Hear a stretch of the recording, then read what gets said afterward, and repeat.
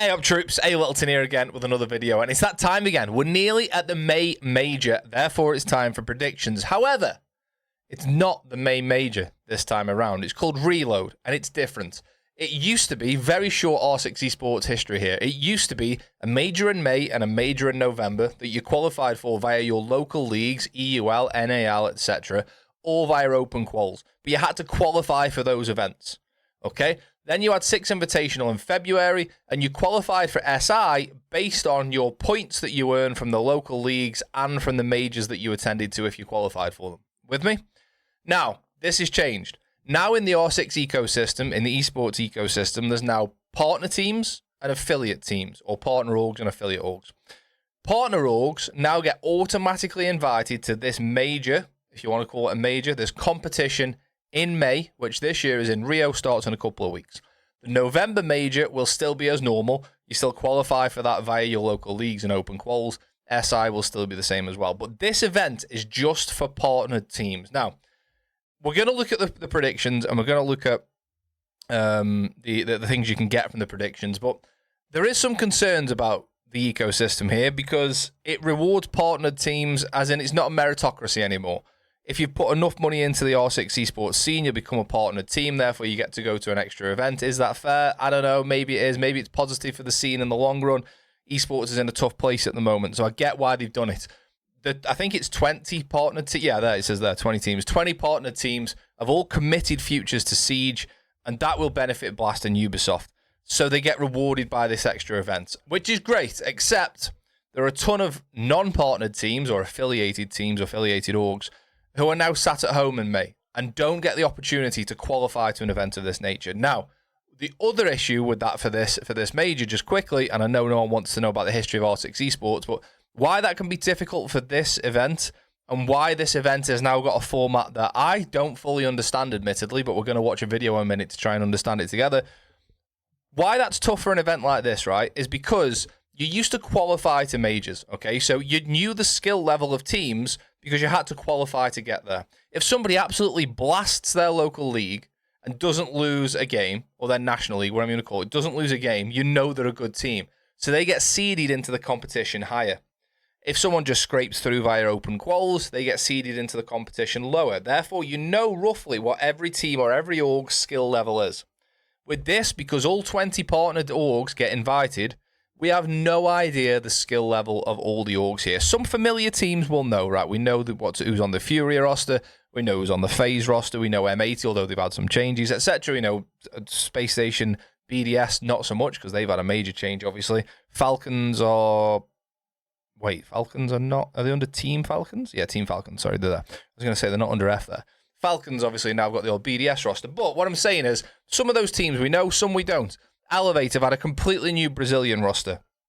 Cloud9 have made changes. Loud are fairly newish to an extent. Shopify Rebellion are not... Oh, no, I was going to say Shopify Rebellion. That's a bitter pill to swallow for them because they're not partnered org, which I really feel like they should be. But anyway, so we don't know how some of these teams are going to play. Therefore, we can't seed these teams like a normal major. And that's why this format is funky. So we're going to get into how to predict and which teams I think we're going to predict. And obviously, I'm going to do my predictions as well. However, let's watch a video quickly on the format of how this competition is going to work. I'm going to be honest, I struggle. Welcome to Reload, a bold new R6 esports format where every match is a mind game and every decision is a measure of confidence. 20 teams, one mission. Reload, survive, and conquer the finals. Teams choose who to challenge. Teams choose how many bullets to play for. And every choice has consequences. Phase 1 is called Reload to Survive. Across 5 rounds, teams do 2 things to set up their match. 1, pick their opponent. 2, decide how many bullets to reload. Bullets are points. Each team decides how many they're willing to win or lose in each match. Simple as that. Every team starts on equal footing, with 6 bullets. For rounds 1 and 2, a maximum of 2 bullets can be reloaded. From rounds 3 to 5, teams can reload as many bullets as their opponent currently holds, up to 8. So how does that work in action? Here's how a match... So, are you with me? Now, there has to be some kind of...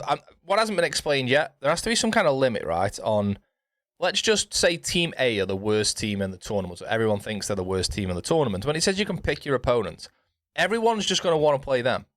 Nobody's going to want to play Team Falcons. Nobody's going to want to play FaZe or Furia. So what does it mean you can just pick your opponent? You can have one team playing 19 games against different people because they all think they're the weakest team. I understand now. I've watched it again. I get the bullets bit now. Everyone starts with 6. If you think you're going to beat the team, you can gamble more of your bullets. But if you lose, then you've lost more of your bullets. I get that. Just everyone starts with 6. You can gamble up to a maximum of 8 after the rounds 1 and 2 are done. But how do you just stop teams going, I'll just play this one team who are losing all the games? And then they're like, yeah, I'll play them all the time. How does that work? Plays out. G2 challenges Fnatic. Okay, so in this example, let's just use Fnatic as the worst team in the tournament, just for easy maths. Apologies, Sathis, the coach there. Lovely fella. So G2 challenges Fnatic, right? But what if Liquid, FaZe, M80, and Cloud9 all want to challenge Fnatic as well? Does that mean that Fnatic have to play 10 games in a day? I don't get. There must be some limit on who can challenge who, but then how is that decided? G2 chooses to play for 4 bullets. Fnatic plays for 3. This is the reloading mechanic. G2 wins, then 4 bullets go into their chamber. Correct. Lose, then they lose those 4. And Same Fnatic goes will for get Fnatic. that. Win or lose, it's their 3 on the line. Understand that. Every round is a chance to grow your bullet count, or watch it disappear. After round 4, the top 4 teams in the bullet leaderboard qualify for Phase 2. Okay. After round 5, 4 more join them. 8 move forward. So after round 4, so those who've gambled the most bullets, therefore won the most bullets, will be at the top. And okay, I understand that. The rest, eliminated. Each team holds 3 one-time use. But it still hasn't explained to me that what if all the teams want to challenge the same weaker team? Cards. Use them wisely. Chicken card. Not feeling up for the challenge? Play this card to back out of the match like a true chicken. Extended Meg. Add 6 extra bullets to your reload. That's a lot, isn't it? You can just double the amount of bullets you started with. A bold boost if you're certain you'll dunk on your opponent. Dual card. Available only in round 3. Lost the match and you're out of bullets? This card gives you the chance to 1v1. Team facing an elimination can initiate a 1v1. If they win, they earn bullets according to the round difference. To stay alive for the next round. Big moments. Not sure how I feel about that 1v1. That reload will earn bonus bullets. Win in a flawless 7-0 landslide, plus 2 bullets. Plus 2. Win with just 1 bullet in the chamber, plus 1. If you win with 1 bullet in the chamber, plus 1, but you'd also get the bullets of the team that you beat. You're a survivor. Eliminate a team completely from competition, plus 1 for being such a baddie. Oh, we've had such a baddie in the video. 2, the Reload Finals. The classic single elimination format. So I guess once we get to this point, we'll have some kind of seeding, i.e. the better teams go into the finals with more bullets, right? Therefore, we'll have some kind of seeding here, so we shouldn't need the bullets at this point. Returns. No more bullets. No more, okay, no more bullets. Quarterfinals and semifinals are best of 3. The grand final, a best of 5 for all the glory, trophy, and a prize pool of $520,000. Every choice matters. Wow. Every bullet counts. Will your team reload with confidence or fall with nothing left in the chamber? This is Reload. Let the games begin. Okay, I kind of understand it, but I don't know why. Wait, how do we make predictions? Because we don't know which teams are going to play which teams. Unless, have they already chosen? Right, anyway, so we get that, right? To an extent. I get the bullets, I get the chicken cards a bit. I kind of get that because you're going to have like Fury decide. So look at these fixtures. How do we know Kag are playing Fearex or Fury are playing Elevate? Is the first round decided for you? Right, let's go on to predict now and find out.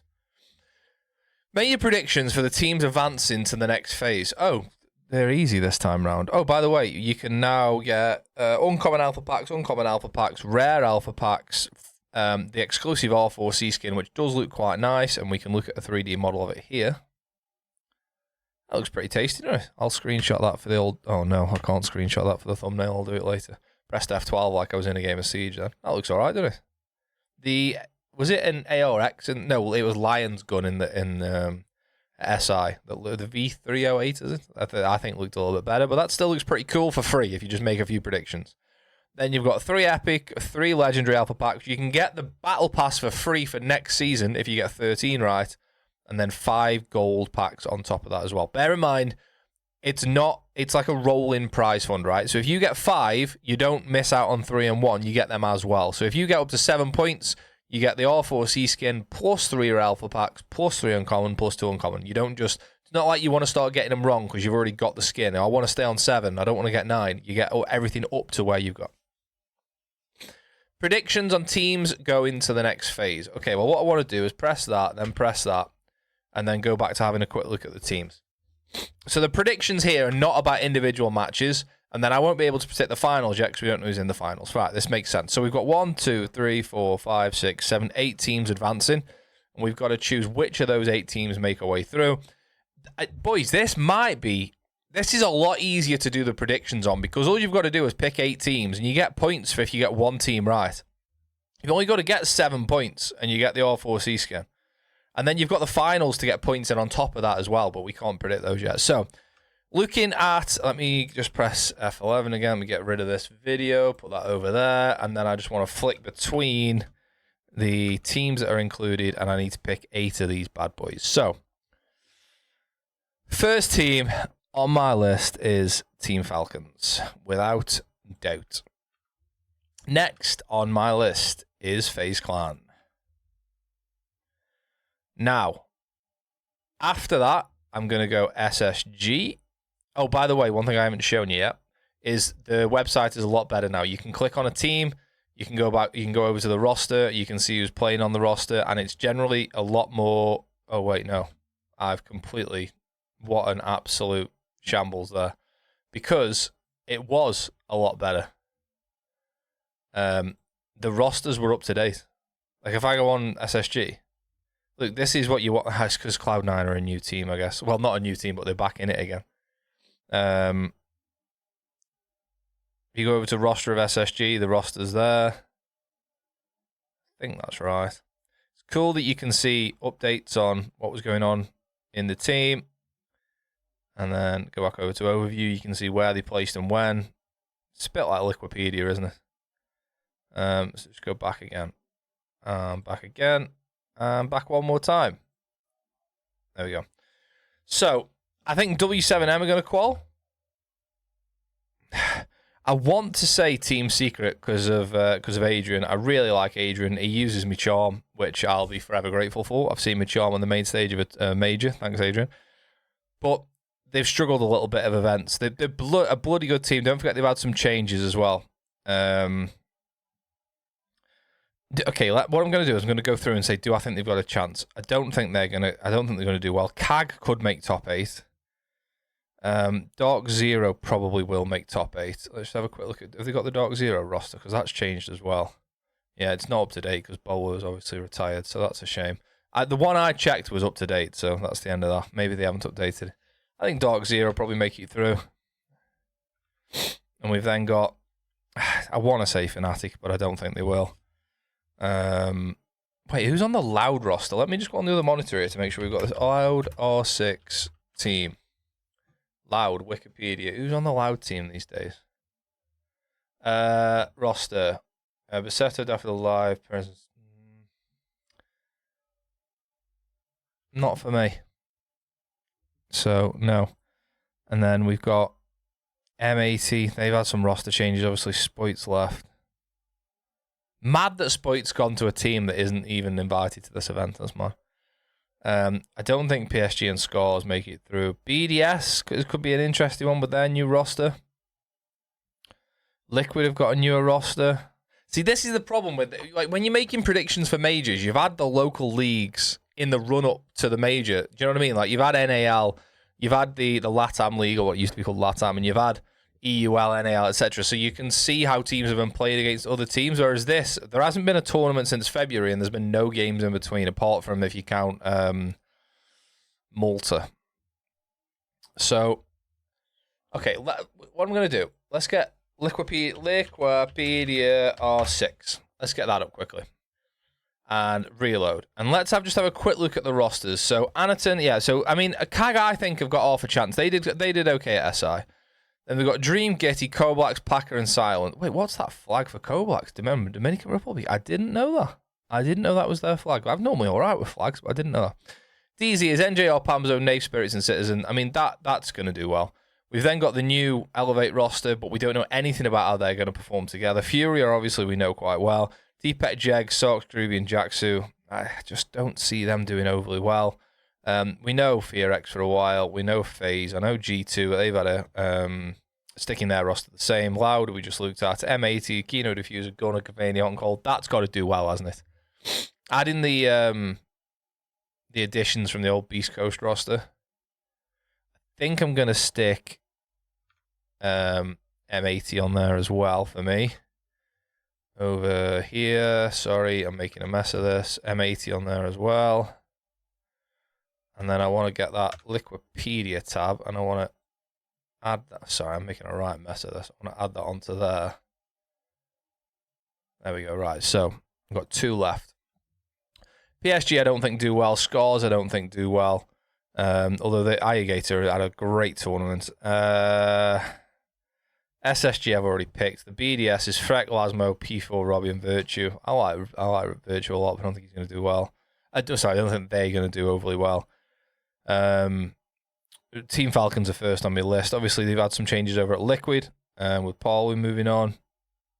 I mean, there's every chance they're unreal. Maya and Nesk and Reese, yeah, good. Then obviously we've had Mowgli and Noah added to the secret roster. W7M we've already picked. Cans and Spike, Baby Shock, Dash. I don't think Wildcard do overly well. So for me, it's between Secret and Liquid, I think, for who I'll give my last spot to. I've got 2. Okay, let's go Liquid. And then, let me just have a look at, they had Mowgli and Noah, didn't they? But I don't think you can have a bet against Doom. He's so good.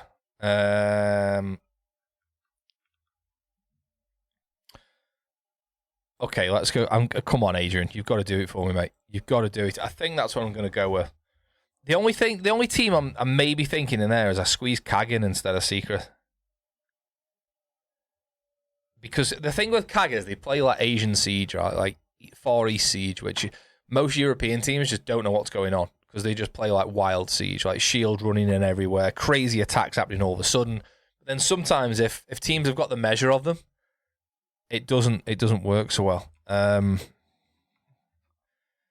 Okay, do we go? No, I'm going to go with Secret. This is very one-sided here. This is just Europe. Well, not Europe, but kind of Middle East. But they're in the European side of Siege. Europe, Brazil, America, Brazil, America, America, Brazil, Europe. No APAC teams whatsoever. And I'm locking it in, baby. You can edit it, by the way. You can, if you change your mind, you can edit it. But that's what I'm going to do. Don't forget, this is completely free to do. To find this, all you've got to do is Google R6 Esports. Failing that, you can go to the R6 Esports Twitter page and at R6 Esports on Twitter. Scroll down and you've got your, here, predictions are live. You can click on that link, or you can go to the R6 Esports website, which is here. You can go to Championship and then go on Reload. And then here is where your predictions are. Mine are locked in. Might as well do it. It's completely free to do. You've just got to make sure you're logged into the right Ubisoft account that you want the prizes to go on to, should you win. And good luck. It's going to be an interesting event. Like I said, the format, I wasn't mad keen on, but now I understand it a bit more. The only thing I'm not sure on is, what if everyone wants to play... Everyone says, right, well, I want to play Scars. Every single one of these other teams go, yeah, my first opponent, Scars. And what are Scars doing? Just going, yeah, we'll play 18 games in a day, 19 games in a day, no problem. So I'm not quite sure how that works yet. But it's going to be interesting. It's going to be a little bit more fun with these. I'm not sure how I feel about the 1v1 cards and the chicken cards and stuff like that, but it should be an interesting one. And I am looking forward to it, but it's not a format that I don't know if I'd have just preferred an actual major where you could just look at form and teams have got a sort of meritocracy to qualify to get there. Maybe I prefer that, but I don't know. We'll see how this goes. I understand why partner orgs need to exist in the Siege ecosystem these days because esports isn't what it was 4 years ago. Anyway, enough waffling. Good luck with your predictions. I haven't really given you any advice there. I've just picked some teams. I just think, generally speaking, at majors, American, European, and Brazilian teams tend to do better. They tend to be slightly stronger regions. No offense to the APAC region, but we'll see what happens. You never know. Elevate might pop it out of the bag with this new roster. CAG are always there or thereabouts. Scores could surprise a few people. We don't know. I don't know much about Loud, so I might be getting that slightly wrong. I'm not sure. But anyway, good luck with it all. I hope your predictions go well. Cheers for watching. Like, comment, subscribe, and all the other YouTube stuff that helps me out, especially subscribe. I need to get off this 44,000 sub mark. Do us a favour. And I'll see you next time. Cheers.